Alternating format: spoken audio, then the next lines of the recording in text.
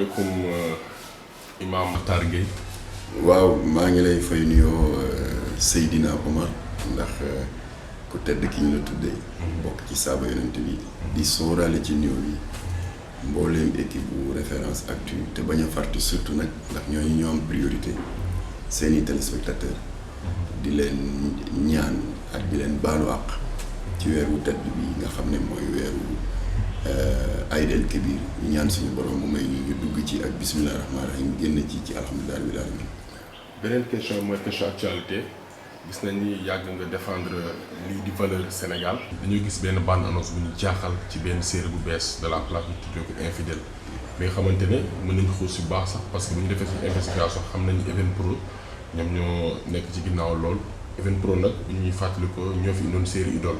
Idole doon indi ay valeur di fàttali ko ay valeur bi nga xamante ne la très grande célèbre journaliste écrivaine moo ko bindoon. donc tey jii nii dem ba Idole approprié wu ci canapé yi ci télé sénégalais yëpp ci seen télévision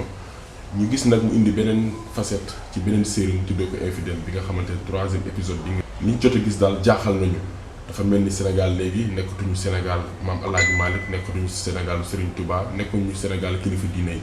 gannaaw ba nga nekkee ki nga xamante ne mooy défenseur des valeurs na nga jàngatee loolu ba nga gisee loolu. xam nga ci coowu série yi. damay tàmbali toujours di leeral ni contrairement ak procès d'intention injuste bi ñuy yenn journalistes yu doy waar yi di def di wax naan Jamra dañu bëgg a nekk les gendarmes de la morale dañu bëgg a taxawaayu directeur de la conscience man jàpp naa ne ñiy wax loolu ñàkk respecté sénégalais yi mënul weesu loolu ndax ku xam sénégalais. attachement bi mu am ci liberté d'expression ak ci liberté d'une manière globale doo yëkkati kàddu yooyu di ko askanale Jamra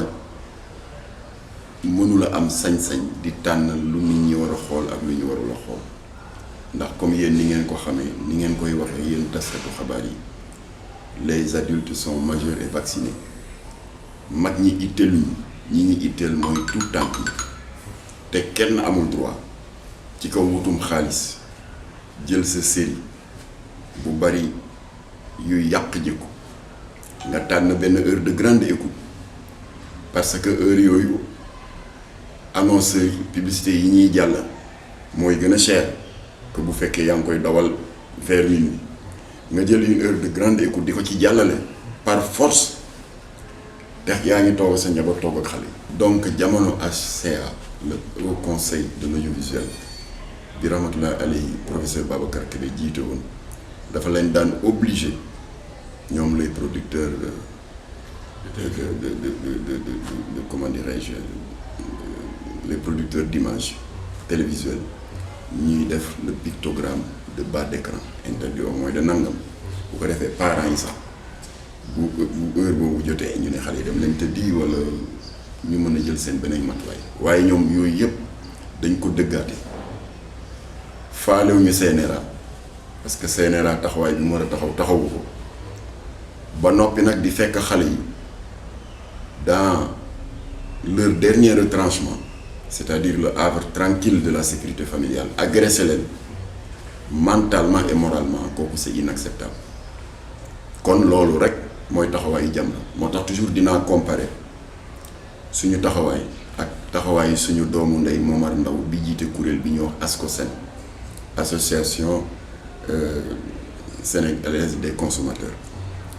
bu yàggul laa leen doon sargal ci benn rajo ndax jàlloore bi ñuy def mooy ceeb bu bon boobu ñuy wax Buffalo nga xam ne ñi ko fi dugaloon xëy na dañ ko bëggoon a sakkanal daal di ko jaxase ak lu ñuy wax cristaux de silice mu di ay pepp yoo xam ne dafa weex comme ceeb sew comme ceeb waaye du ceeb mu yokk volume mu saaku ceeb bi nag ñu daal di casser prix di def une concurrence déloyale ñoom Momar Ndaw ci seen xarañteef ñoo dem gëstu ko ba gis ko signaler ko au service du ministère du commerce ñu daal di saisir ceeb yëpp ba pare dóor ay daan sanction financière ñi ko fi dugal. alors produit de consommation yi nag du ceeb bi dugg suñu biir rek dëgg la baax na ñu ngi ñuy aar ñoom ASCOSEN waaye itam production audiovisuelle yi dugg ci yóoru xale yi produit de consommation la waaye ñun ay pères de famille di ay consommateurs amuñu droit bu dee lu bon lu ñuy dugal ci yóoru xale yi mu soppi seeni jikko transformer leen ay pervers sexuels amuñu droit élever la voix. ak Jamra loolu rek la def ku ñu ci fekk ñu ngi ci ku ñu ci fekkul nga bàyyi ñu ci waaye ñu ngi ci nekkuñu nag directeur de conscience wala gendarme la morale de qui soit alors loolu waral nag ndax il fallait que ma def cette précision là balaa may wax ci série boobu nga tudd léegi looloo waral amuñu acharnement contre série Mademba ak série Massamba ndax am na ñu ko fi doon wax bi ñu déposé plainte contre maîtresse d'un homme marié bu Marodi TV ci laa leen fàttali ne et je prends Mamadou Diop Decroix à témoin parce que à l'époque moo doon ministre de la culture le 19 août 2000 Jamra dafa gis ni population yi di naqarloo série yu bon yi mu di infidèle mu di réewu leen bi nga xam ne promotion góor jigéen lay def carrément mu di Pod et Marichou bii def promotion franc-maçon yi ak tamit Madior ak Dior bi jàpp alxuraan di ko jalgati di wax loo diine lu mu waxul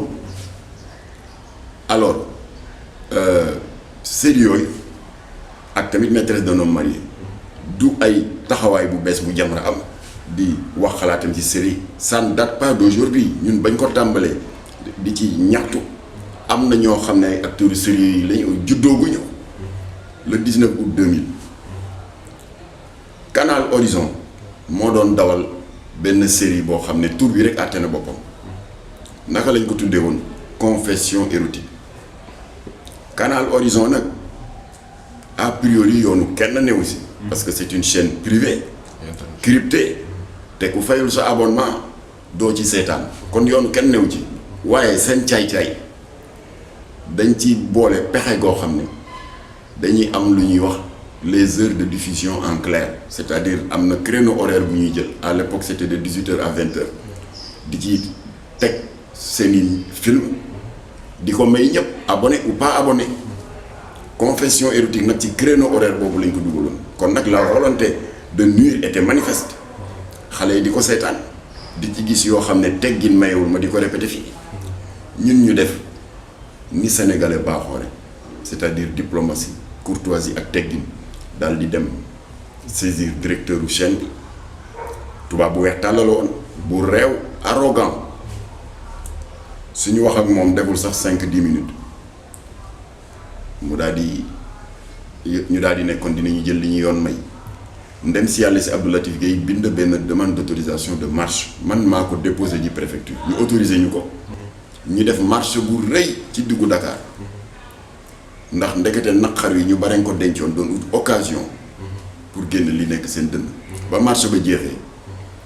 kilifa yi recevoir ñu particulièrement ministre de la culture Mamadou Diop Decroix à l'époque le 19 août 2000 fàtte xaju fi ba mu paree ñu am audience avec le président du HCA ndem si yelli si Alaaji Babacar Kébé HCA au conseil de l'audiovisuel mooy kuréel bi fi jiitu CNRA ñoom ñaari kilifa yooyu ba ñu ñibbee wan leen ginnaaw jox leen suñu mémorandum dañu dem lëkkaloo tëju lëlu daal di gëstu li ñu leen wax ci musiba yi ne ci série boobu am na wala am na wala amul ñoom bañ ko seetee ñu gis ne lépp am na ñu wëlbatiku dóor ay daan Canal Horizon ba pare tëj série bi gën a toll ñu aar xale yi parce que bu ñu la nee série bi yaa ngi agressé moralement les enfants mais comme que c'est destiné aux adultes ngir yàlla jàllale ko ay 23h 22h nga di def say calcul nga ne bu ma ko jàllale ay 11h minuit si guddi annonceurs yi nga xam ne ay millions maa ngi koy am ci ñoom ndax dañ ciy jàllale seeni produits de consommation de publicité daañu téye seen loxo mu nekk manque à gagner pour man nga daal di lànk ne doo ko def régulateur bi ne la waa d'accord kon nee nga da nga koy jàllale à ces heures de grande écoute waaye ngir yàlla na nga respecter l'affichage du pictogramme de bas d'écran nga xam ne ci la ñuy def limitation d'âge bi di nga koy gis ci film américain yi film français yi interdit au moins 2 nangam mu lànk ne du ko def alors ñoom ci la ñuy jël décision daan ko financièrement ba pare tëj fermer série bi c'était le 19 août 2000 boobu ana cuuc yi di cëppi ci ay maîtresses doon marié xanaa lu ci ëpp ci ñoom ñi ngi doon nàmp te fereguñu kon ñun ba ñu tàmbalee di alerter ci production audiovisuelle yi lor suñuy doom ak di yàq ci ko xale yi ça ne date pas d'aujourd'hui alors kon nag série yii ngay wax ñun tàmbali nañu def suñu devoir parce que dañu nekk dans un état de droit boo xam ne kenn amul droit fajal sa bopp am na ci benn bu ma jëkk tudd mooy Réewu Leen nga xam ne ñaari tooke moo nekk ci biir benn bi dañuy tàmmal xale yi ñàkkee teggin wayjur ndax am na foo xam ne acteur principal baa ngi toog te acteurs yi li ci ëpp ay góor jigéen lañu di def di efféminé wu seen i manière ak seen i nangam yaay ji fekk ko muy wax ak morom bi yaay ji ñëw dugg ci xale bi ne ko yow lu ci sa yoon yow yaay ku réew nga loolu même bu dee fiction la bu dee kaf nga si jublu mais dafa safaanu ak suñu valeur ndax contre valeur yooyu la ñuy jàpp di ko kafe di ko def kaf ba mujj gi mu dugg ci inconscient xale yi yéen spécialiste communication yi moom ngeen faral di tuddee l'influence subliminale xale bi dafay dem ba intégrer ko ba mu nekk lu normal ci moom ñu bëgg na nit ñi toog rek nañu ne yàcc bu kenn wax ñaareel ba góor jigéen ya koy joué nekk ay acteurs yoo xam ne ay rôle góor jigéen lañu joué alors foofu aussi influence bu bon la ci xale yi nga xam ne dinañu dem ba pour ñoom dañuy jàpp ne affaire borom ñaari tur Jamra dañu rëy làmmiñ rek ndekete dara new ci alors tooke yooyu moo nekk ci Réewu Leen moo tax bind nañu une deuxième plainte maa ngi fàttali ne balaa ma sori plainte ba ñu jëkkoon déposé contre maîtresse d'un homme marié contrairement ak ñi yenn di wax ci presse bi CNRA yemul ci jël plainte bi jox ñu dëgg waaye jël nañ plainte bi dóor leen mise en demeure mooy lan mooy li fi daloon Walfadjri ci série boobu nga xam ne tur bi rek àtte na boppam mu tudd le business du sexe foofu CNRA parce que jamono boobu Babacar Diagne newu fi woon ku ñuy wax Nassi Ndiaye moo fi nekkoon daf leen alerté woon ne leen ngeen arrêté ko ñu lànk mu ne leen boo leen ko arrêté wu épisode bu jàll rek 5 millions amende la mu lànk jàllale ko ñooñu daal di ko envoyé sanction mu ne du ma fay CNRA ne ko boo fayul ñu saisir ARTP mu coupé signal waa ARTP ñoo seen i matériel waaye defar na chèque bi de fay alors donc loolu mooy mise en demeure bi bu passé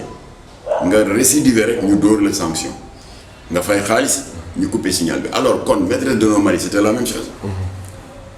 ñoom ci biir koor gi la ñu récidiver def yëfu maa tey wane lu ñaaw loo xam ne ñëpp ko gis jarul ma di ko rappeler fii ku respecté wul nit ñi nga sàmmonte avec ce 4e pilier de l'islam di shahru ramadan au moins ñu daal di defaat deuxième plainte yónnee ko Babacar Diagne bu CNRA looloo waral nag mu yónnee leen une mise en demeure kon fi mu nekk nii na nga jàpp ne maîtresse d'un homme marié dañu nekk en sursis bu ñu fi defaatee lu mel ni yoon ñëpp la fi nekkal su boobaa dañuy appliquer les textes dóor leen ay daan financièrement ba noppi dóor leen daan de restriction par rapport à la série alors kon nag ñooy kan ñoom ils n'échapperont pas à la règle infidèle tur bi rek lu mu lay jël tur yi rek déjà àtte na boppam loolu mooy kat te boo déggee mooy kat ci wàllu sëy mooy li nga xam ne ngor xaraamal na ko ngor dàq na ko diine xaraamal na ko. beneen bi dafa nga wax si biir explication wax nga ba tudd influence subliminal loolu noonu tey am na li nga doon xeex ay jamono ci benn ay lobby yi duggoon fi Sénégal ñu waa LGBT. waaw gis nañ ci biir série bi aussi ay images subliminales yoo xam ne dañu koy jéem a def ay insert pour mën a habituer les gens à ces genres de couleurs. est-ce que ba ñu tàmm loolu la stratégie bu yaatu la parce que infidèle yemul tur bu ñu jëlalee femmes yi tuddee ko Jaara. voilà elle était voilée. mu ngoog kon ñoom dañuy jël turu nitu diine yi di jël turu suñu ay wasila tur yu tedd kilifa diine yi daal di ko dànkantale ak acteurs yi c'est-à-dire que ñoom seen tooñ yemul rek di dëggaate suñu ay valeur yemul yi tamit di def une influence subliminale ci esprit xale yi c'est-à-dire tàmmal leen ngóor jigéen ak yu bon ba ñu jàpp ne da aayu dara new ci yemuñ ci loolu dañuy jël des symbolismes religieux di ko dëggaate parce que nag ngay def scénario bii nga xam ne musiba rekk ci ne foog benn ci acteurs yi tuddee ko way juru sanga bu tedd bi di Xaadimu Rasuul loolu déjà c'est un blasphème c'est un sacrilège moom laa doon wax sànq ci Madior ak Dior gis nga kii taxawaayu xaw ma ilimaan la xaw ma ban rôle lay joué ci scénario mu ngi naan waa ji yow looy ragal xanaa xamuloo ne l'islam may na la nga takk ñaari sœur yu bokk ndey ak baay xoolal jooju wax ju rëy xoolal boobu diffamation religieuse xoolal boobu jalgati alxuraan ak hadis lii l'islam wax lu leer la dañu ne boo amee soxna yàlla dogal mu wuy ji boromam yoon may na la nga takk koo xam ne ñoo bokk ndey ak baay kon li mu tekki lu leer la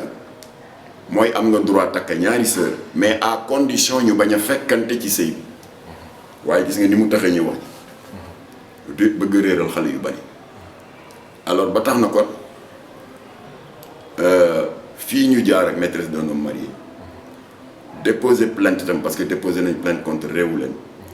de la même manière fi mu ne ñu ngi jot ay éléments parce que ñun mën duma seetaan ay série dañu am une équipe am des partenaires am des sympathisants yu koy seetaan bu ñu ci gisee loo xam ne naka su dul noonu la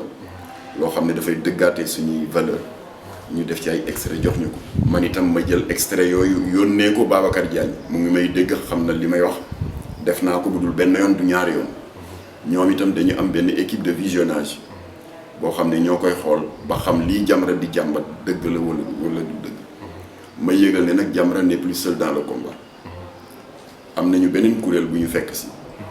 mu di le comité de défense des valeurs morales bu ñoom oustaz Adama Mboup bi bokk ci ànd sàmm jikko yi ak sëñ Bassirou Mbacké Cheikh Astou Fall di jarbaatu sëñ Mountakha moom tam mu ngi ci combat bi. est-ce que tey jii ni sanction yi jàpp nga ni lourd na parce que gis nañ ni récidive mu ngi continuer di am. parce que tey jii nii. li ngeen defoon en 2000 par exemple xam nga loolu moo gënoon sama gis-gis pratique moo gënoon am influence mais li ngeen def nii. dinañ koy def série di continuer di am léegi pour sanction yi gën a dëgër lan lay war a mën a def. na population yi jóg te ñun dinañ ci commencer di ci dox parce que il fut un temps ñun dañ daan yem rek ci CNRA dans la mesure où ñoom ñu ngi daan jël seen responsabilité ndax ña ko yor moomuñu CNRA état moo leen fa teg di jël suñu xaalis ñun les contribuables di leen fay ay salaires yu baax jox leen oto yu baax kon bu population yi demee ba gis ne am na ay saay-saay yoo xam ne ay lobby financier ñoo làqatu seen ginnaaw di leen jàllaleel ay publicité ñu di ci am ay millions ba pare nag pour élargir l'assiette de l'auditoire ñu di ko jàllale à des heures de grande écoute donc di cibler des jeunes des moins jeunes et des auditeurs de tous âges di ci am xaalis ñooñu la ñu wax ni moomuñu nit ñi alors ñun dinañu continuer di def li ñu doon def au niveau du CNRA waaye bu ñu gisee ne ñoom matalewuñu seen taxawaay ñun dinañ def le tour de Touba Tivaouane Ndiassane Thiénaba Niassène Medina Baye Layène famille omarienne parce que fàtte naa la wax ne que confession érotique bi ñuy tubaab bi ñàkkee teggin bañ ne du ñu recevoir nañu sax mais loolu du recevoir parce que bu ñëw ne j'ai un rendez-vous j'ai xaw ma lan li ñuy taxaw ak moom matul sax 5 minutes arrogant dañu dem def le tour de toutes les cités religieuses ñoom ñëpp ñu jox ñu feu vert ñu daal di woote une marche nationale pour dénoncer les images obscènes à la télévision sénégalais wàcc ci mbedd mi le même jour le président de la République daal di mandaté le ministre de la culture mu ngi may dégg c'est Mamadou Diop Decroix ak le président du ACA qui est le conseil au conseil de l'audiovisuel ñu jël seeni matuwaay interdire série bi retirer ko des écrans ba pare dóor une amende financière tubaab bi noonu lañ ko mujjoon def mais ñun ñu ngi am njort ne CNRA dana def preuve de hauteur et de responsabilité régleel ko boppam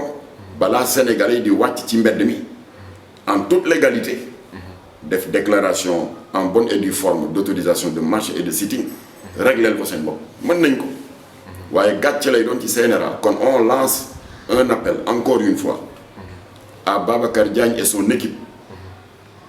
taxawaay bi ngeen amoon ci maîtresse d'un homme marié bi nga xam ne da doon def de la comment dirais-je, la promotion de l'adultère, l'apologie de la fornication. Boole kaag un langage ordurier qui fait comment dirais-je, de la pornographie verbale. ñoom ñu daal di leen yedd ne leen bu fi amaatee dina leen teg ay daan ba fi mu ne ñoom ils sont en sursis. taxawaay fulla boobu ak taxawaay ba ñu taxawoon ci business du sexe ba dóor leen amaan 5 millions arrêté série bi taxawaay boobu la ñu bëgg ñoom ñu taxaw ko parce que looloo tax yoon teg leen fii